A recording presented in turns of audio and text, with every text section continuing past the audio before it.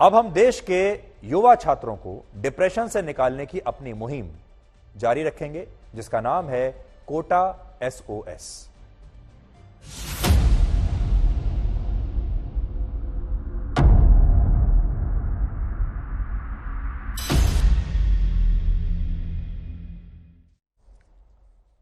आज सबसे पहले हम आपको 17 वर्ष की एक ऐसी छात्रा की कहानी सुनाना चाहते हैं जो नीट की परीक्षा की कोचिंग के लिए कोटा गई।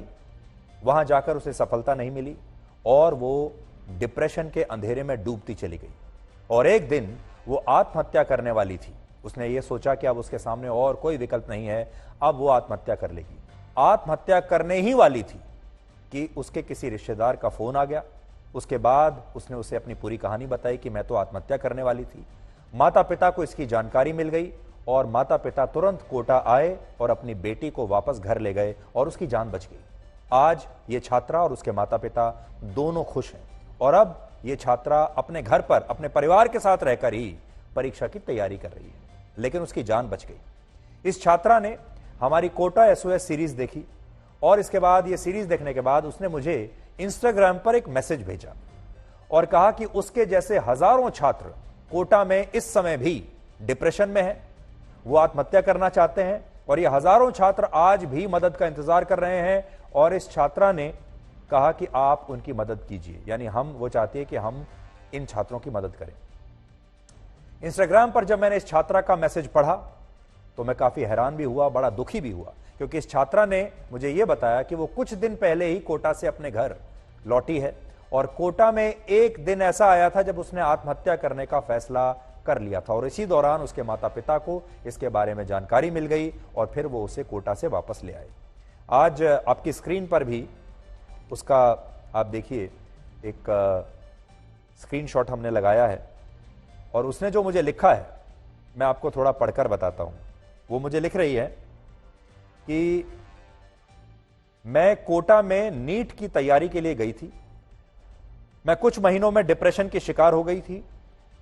मैं सो भी नहीं पाती थी, पैरों में झटके महसूस करती थी। एक दिन तो मैं दुपट्टा ढूंढना शुरू की कि अब पंखे पर लटककर आत्महत्या करना ही एक ऑप्शन है, पर उसी समय मेरे एक भैया ने कॉल किया और मेरी जुबान से सारी बातें निकल गई। फिर उन्होंने मुझे घर बुला लिया। मेरी मानसिक हालत ऐसी हो गई कि मैं अंधविश्वास के रास्ते पर चलने लगी। शायद यह समझाना मुश्किल हो, लेकिन इस छोटी सी उम्र में अभी तक की जिंदगी का यह सबसे बुरा फेज था मेरी लाइफ का। यह लिख रही है वो, जो उसने मुझे संदेश भेजा इंस्टाग्राम पर। सर, मैंने जो महसूस किया है मैं ये कभी नहीं चाहूंगी कि कोई और भी इससे गुजरे। आप प्लीज कुछ कीजिए। कोटा में मेरे जैसे बहुत सारे बच्चे हैं जिन्हें आपकी जरूरत है और प्लीज सर कुछ कीजिए। और उसके बाद इसका ये मैसेज था। मैंने ये मैसेज पढ़ा, उसको जवाब लिखा और कहा कि आप अपना नंबर मुझे भेज दीजिए। इस छात्रा का जब मैसेज मिला हमने उससे संपर्क किया। उसके बाद इस छात्रा ने हमें यह बताया कि कोटा में ऐसा क्या है कि वहां कई छात्रों का दम घुटने लगता है। और आज इस छात्रा ने, जब हमने उससे कहा कि क्या आप अपनी कहानी इस देश के साथ शेयर करना चाहेंगी, तो वो छात्रा शुरू में वो नहीं चाहती थी। हमने उसको विश्वास दिलाया, कॉन्फिडेंस दिया, फिर वो तैयार हो गई और आज उस छात्रा ने अपना एक वीडियो शूट करके हमें भेजा है। हम उसका नाम आपको नहीं बता रहे हैं, उसकी जो पहचान है वो आप तक नहीं पहुंचाएंगे, लेकिन यहां नाम और पहचान जरूरी नहीं है।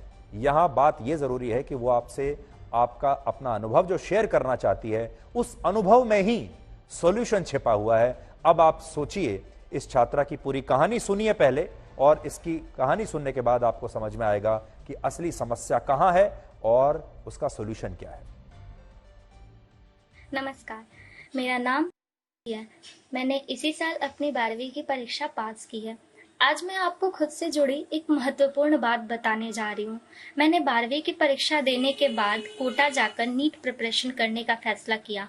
गई तो मैं ये सोचकर थी कि मैं जाकर मन लगाकर पढ़ूंगी, अपने आसपास किसी भी चीज़ के डिस्ट्रैक्शन को नहीं रखूंगी, और मैंने ऐसा किया भी। एक महीना मैं बिल्कुल अच्छे से पढ़ी, पर कुछ दिनों बाद मुझे डिप्रेशन होने लगी और इसकी कहीं ना कहीं वजह ये थी कि मैं अपनी तुलना उन बच्चों से कर रही थी जो कि 4-5 साल से ड्रॉप लिए बच्चे थे, जबकि मैंने अभी तक अपना पहला अटेम्प्ट भी नहीं दिया था। मैंने अपने टीचर से भी इस विषय में बात की कि सर मुझे स्ट्रेस आता है, सब जल्दी क्वेश्चन सॉल्व कर लेते और मुझसे समय लग जाता। मेरे टीचर्स ने भी मुझे बहुत समझाया, पर मेरी मानसिक हालत दिन पर दिन बहुत बुरी होती जा रही थी। मैं पूरी की पूरी नेगेटिव हो चुकी थी। मुझे जब भी नेगेटिव फील होता, मैं भाग के मंदिर जाती थी, पार्क भागती थी, यहाँ तक कि मेरे कमरे में अकेले नहीं रहा जाता तो मैं दोपहर के 2-2 बजे भी पार्क में जाकर बैठ जाती थी। मेरी हालत इतनी बिगड़ गई कि सोते वक्त मुझे पैरों में झटके आते थे। मैं बहुत गंदे वाले झटके महसूस करती थी अपने पैरों में। खुद को बहुत अकेला फील करने लगी थी। मैंने सोचा कि बस अब मुझे मरना है, मेरे पास कोई ऑप्शन नहीं है। मैंने बहुत कोशिश कर ली खुद को मेंटली हेल्दी रखने के लिए।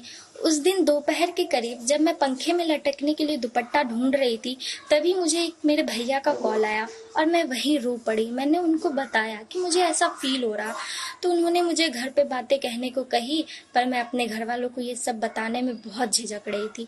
मुझे ये सोच खाए जा रही थी कि मेरे पापा ने मेरे पे इतना खर्च किया है, मैं किस मुंह से वापस बुलाने को कहूँ। पर फिर भी मेरे भैया ने मेरे घर पे इन्फॉर्म किया, मेरे घर वालों ने मुझे वापस बुला लिया। हालांकि मेरी पढ़ाई अब भी जारी है, यहाँ आने के बाद भी मैं अपने कोशिश में कमी नहीं कर रही।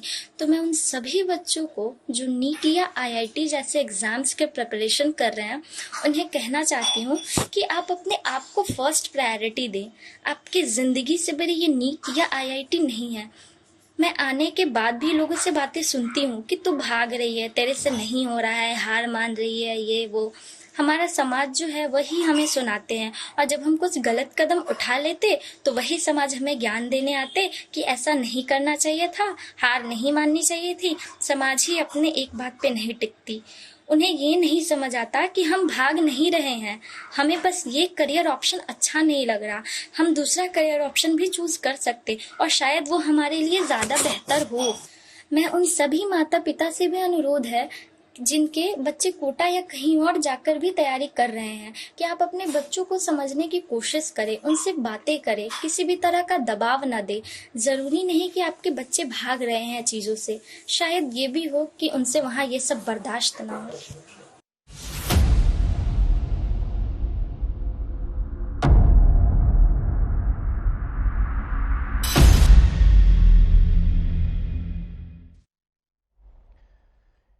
इस लड़की की अगर कहानी आपने सुनी हो, उस कहानी में समस्या भी है और उसी कहानी में समाधान भी है।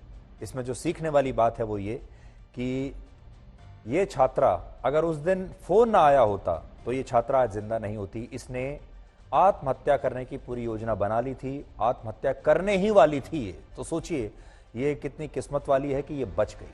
अभी भी न जाने ऐसे कितने बच्चे होंगे कोटा में जो आत्महत्या करने के बारे में सोच रहे होंगे, लेकिन जरूरी नहीं है कि उनके पास भी फोन आ जाए, जरूरी नहीं है कि उनके माता पिता को भी ये जानकारी मिल जाए और वो उसे बचा कर ले जाए।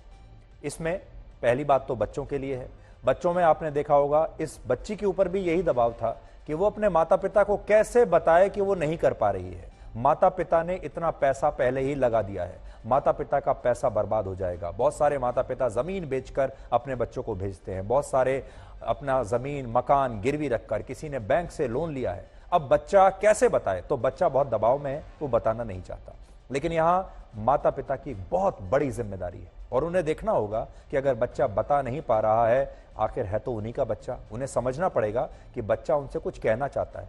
और आप सोचिए, आप दुनिया में या इस देश में जितने भी माता पिता हैं, इस बच्ची के माता पिता से उन्हें सीख लेनी चाहिए। इस बच्ची के माता पिता तुरंत गए कोटा और सारा पैसा छोड़ दिया उन्होंने और अपनी बच्ची को वापस घर ले आए। आज ये पूरा परिवार खुश है, बच्ची पढ़ाई कर रही है, इंजीनियर बनेगी तो बनेगी, नहीं बनेगी तो ना सही। आपका बच्चा अगर इंजीनियर नहीं बन पाया, डॉक्टर नहीं बन पाया, तो क्या आप उससे नफरत करने लगेंगे? क्या वो आपका बच्चा नहीं रहेगा? क्या इसके अलावा पूरी दुनिया में और कोई काम नहीं है, कोई प्रोफेशन नहीं है? क्या वो कुछ नहीं कर पाएगा? इसलिए इस सपने को इतना खतरनाक मत बनाइए कि वो आपके बच्चे की जान ले ले। और इस बच्ची के जो माता पिता हैं, जो उन्होंने किया वो बाकी के बच्चों के माता पिता को भी करना चाहिए। लेकिन यहां एक और बड़ा इशू है और वो ये है कि इस बच्ची ने हमें यह भी बताया कि जब ये वापस जा रही थी तो कोचिंग सेंटर ने पैसा जो था वो रिफंड नहीं किया। हालांकि कोचिंग सेंटर ने यह जरूर कहा कि आप घर जाइए, हम आपको ऑनलाइन पढ़ने का मटेरियल देंगे, सपोर्ट देंगे, और उसके बदले में आपका जो पुराना जो आपने पैसा दिया है वो कट जाएगा। लेकिन आज हम तमाम कोचिंग सेंटर से ये कहना चाहते हैं, सरकार से भी कहना चाहते हैं, नया नियम लाइए कि अगर कोई बच्चा 1 महीने में, 2 महीने में या 6 महीने में भी ये तय करता है कि उससे नहीं हो पा रहा है, तो कोचिंग सेंटर उसका पैसा वापस कर दे, फीस को रिफंड कर दे, जो उनका खर्चा हुआ है वो काट ले और बाकी का रिफंड कर दे। ये बहुत आवश्यक है। दूसरा, सारे छात्रों को और परिवारों को ये सोचना होगा कि अगर बच्चा वहां से वापस आ रहा है तो ये कायरता नहीं है। कायरता है आत्महत्या करना, यहां से लौट जाना कायरता नहीं है। ये तो विकल्प चुनने की बात है। आपने एक विकल्प चुना, आपने ये चुना कि अब आपको इंजीनियर नहीं बनना, आपको डॉक्टर नहीं बनना, आपने एक विकल्प को चुना है, मतलब आप मजबूती से फैसले कर रहे हैं। लेकिन आत्महत्या अगर आप करते हैं तो वो कायरता है।